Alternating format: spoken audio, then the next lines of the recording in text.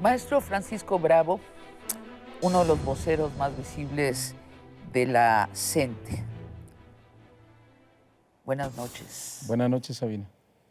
Hablemos de lo que es necesario que suceda para que los maestros de la CENTE regresen a los salones de clases. ¿Qué tiene que pasar con las evaluaciones? Ustedes están en contra de las evaluaciones que la SEP quiere realizar con los maestros. Sí, es uno de los aspectos por lo cual nosotros hemos protestado, no solamente ahora del 2015 para acá, más bien del 15 de mayo del 2016 para acá, sino desde el 2013, cuando precisamente se impuso esto que han llamado reforma educativa, que no es educativa, es laboral. Pero es solamente un aspecto, Sí, porque nosotros decimos que no es una evaluación, es una medición que curiosamente no pasa por las aulas, es decir, no observa a los maestros en la práctica docente. Son mecanismos o instrumentos estandarizados que se dan virtualmente. Y entonces nosotros obviamente no creemos que eso sea una evaluación. pero debe de haber un límite de conocimientos que un maestro tenga para impartir clases. ¿En eso estarías de acuerdo? No, totalmente. No, nosotros no negamos la evaluación. La evaluación es un instrumento necesario. Sino el examen específico que se está utilizando. Los mecanismos, la forma en cómo está vista y la connotación que tiene, porque ahí se habla de 3 oportunidades y si no el maestro será separado de su grupo. ¿Y crees que eso no es justo? Ahora, ¿cómo separas a los maestros buenos de los malos si no es con un examen? No, yo creo que hay diferentes mecanismos. Por ejemplo, nosotros ahora en un foro que realizamos el día 9 de agosto, tenemos una propuesta de evaluación integral que tiene que ver con esta evaluación entre pares, es decir, en colectivo, donde los propios maestros de la escuela, pues valoramos nuestro trabajo y sí nos tenemos que poner en la posición de, bueno, mira, tenemos que cumplir porque no se trata sencillamente de evadir una responsabilidad o de dejar a los maestros que efectivamente no cumplen con sus funciones. Yo creo que es una cosa diferente y esto se ha confundido, ¿eh? Hablemos de los maestros presos. Supongo que quieren verlos fuera de la cárcel, a los maestros que se han apresado a raíz de la resistencia de la CENTE a esta reforma educativa. Sí, fueron principalmente los compañeros de Oaxaca, es decir, ahí se apresó a 8 compañeros del Comité Ejecutivo Seccional de la 22 de Oaxaca. Hoy están libres, pero todavía tenemos presos ahí a más de 30 compañeros, relacionados justamente con todo este proceso de la batalla contra la reforma educativa. Todavía siguen presos. El gobierno apostó mucho a que mediante esta forma, pues el movimiento se iba a atemorizar, se iba a desinflar. Nosotros dijimos no, la CENTE es un movimiento de base, es un movimiento horizontal donde los representantes son importantes, pero no lo es todo. ¿De qué están viviendo los maestros que no están dando clases? Bueno, esa es una buena pregunta. Aquí hablamos de oficialmente 3,360 maestros despedidos. En el caso de los maestros de la Ciudad de México, que estoy hablando de 11 casos, bueno, todas las quincenas, los maestros que estamos percibiendo nuestro salario, aportamos una cantidad para juntarles algún salario mínimo con el cual puedan vivir. Supongamos que esta es una mesa de negociación y yo soy la intermediaria Ujú. y te estoy preguntando cuáles son los puntos que ustedes requieren para llegar a un acuerdo. Mira, el planteamiento fundamental que nosotros hemos hecho es el asunto de la abrogación de la reforma educativa de las leyes, porque no estamos en contra de una transformación, pero se tiene que construir de otra manera, con la participación de todos los actores, desde luego los maestros incluidos, padres de familia, estudiantes, investigadores. Y esta parte que tú decías es una de las consecuencias, es decir, los despedidos es una de las consecuencias porque estos maestros no aceptaron esta forma de medición que ellos llaman evaluación. Pero ustedes quisieran que, o sea, para llegar a un acuerdo tendría que ser deshecho lo que se hizo, o sea, Sí, y construir, y encarcelarlos y construir. construir. Ahora, ¿tienen ustedes un interlocutor en el gobierno con quien construir? Bueno, ahora están suspendidas las pláticas. Teníamos la comunicación con el subsecretario Miranda, que ahora ascendió a la Secretaría, a la Sede Sol. No hemos vuelto desde el día, si no me recuerdo, 18 de agosto a estas pláticas. Queremos regresar a una mesa resolutiva. donde haya, desde luego, soluciones, porque si no el conflicto va a continuar. ¿Y crees que van a llegar a soluciones? Pues nosotros le apostamos a eso. ¿Qué papel juega Andrés Manuel López Obrador con la CENTE? Es una organización que en su momento se manifestó a favor de la lucha de los maestros, pero como cualquier otra organización es solamente eso, es apoyo. Es una manifestación que dio, pero no tenemos ningún vínculo orgánico ni dependemos económicamente de ningún partido político. No hay toda una lectura de que ustedes son un brazo activo de López Obradorismo, que están preparando el escenario para el 2018, que ustedes no van a cambiar de actitud hasta las elecciones. Es falso, es totalmente falso y esto lo decimos claramente.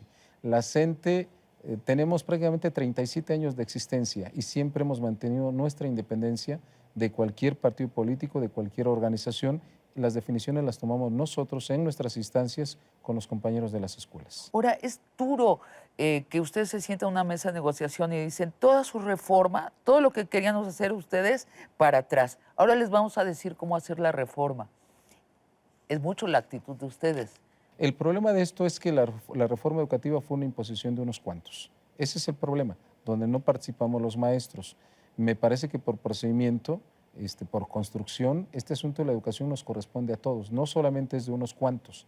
Y si todos participamos, me parece que la perspectiva del éxito puede estar más o menos garantizado. Y no hay el peligro de que sea un caos si todo el mundo opina. ¿Cómo haces de el 1,5 millones de maestros un solo programa? Hay mecanismos. Digo, en el caso nuestro hemos realizado varios foros.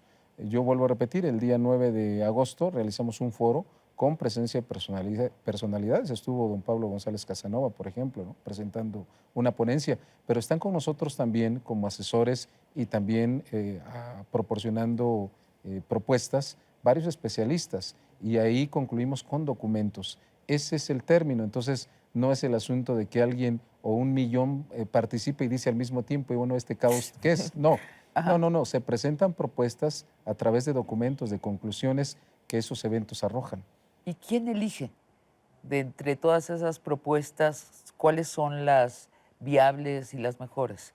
Bueno, hay relatorías, se presentan documentos que todos los participantes escuchamos y decimos, bueno, efectivamente estas son nuestras propuestas. Pero además, mira, con tanta experiencia que tenemos, con tanto camino andado, si las propuestas las hemos dicho una, otra y otra vez, pues que estamos convencidos de ellas.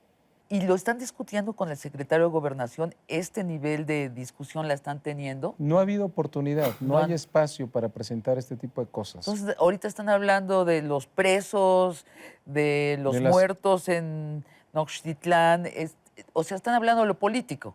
Sí, son las consecuencias que ha tenido esta reforma, pero No han hablado de la reforma deseable. No, porque este asunto de discutir la reforma, ese espacio no se ha abierto. Si tú te has fijado, en todo momento el discurso gubernamental ha sido, la reforma no se toca. Todo está dentro del marco de la reforma. Y nosotros decimos, no, pues lo discutible es el espíritu de esa reforma. Ahora, lo que yo veo es que están ustedes en dos posturas que son muy difíciles de conciliar. Ellos dicen todo, excepto que la reforma es intocable. Y ustedes dicen, no, es que nosotros queremos cambiarles la reforma. Queremos una reforma, pero no la de ustedes. Entendemos que esto es una discusión, entendemos que estos son puntos de vista. Tenemos nuestras visiones de cómo queremos que sea la educación y bueno, pues se entiende que es un debate y en el debate, digo, hay propuestas de todos. Algunas las ganas y otras las pierdas, ¿no? Cierto, es así, pero no ha habido esa posibilidad, ese es el problema. Sí. Francisco, por otro lado, los maestros de la CENTE han caído, algunos de ellos, en actos vandálicos. Están estas imágenes rompedoras del alma que vimos de las maestras que fueron rapadas por otros maestros, o las maestras que persiguieron a una reportera y le arrancaron su cámara y le quitaron las fotos que había tomado de ellas.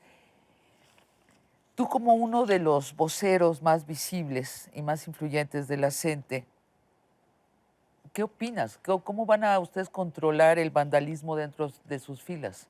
Bueno, primero te aclaro, esta parte, por ejemplo, de los maestros rapados, todos los medios, digo, ha habido, bueno, prácticamente todos los medios, un linchamiento mediático terrible sin verificar el asunto. ¿Y es falso? Y eso resultó falso. Es decir, en dos momentos, ¿no?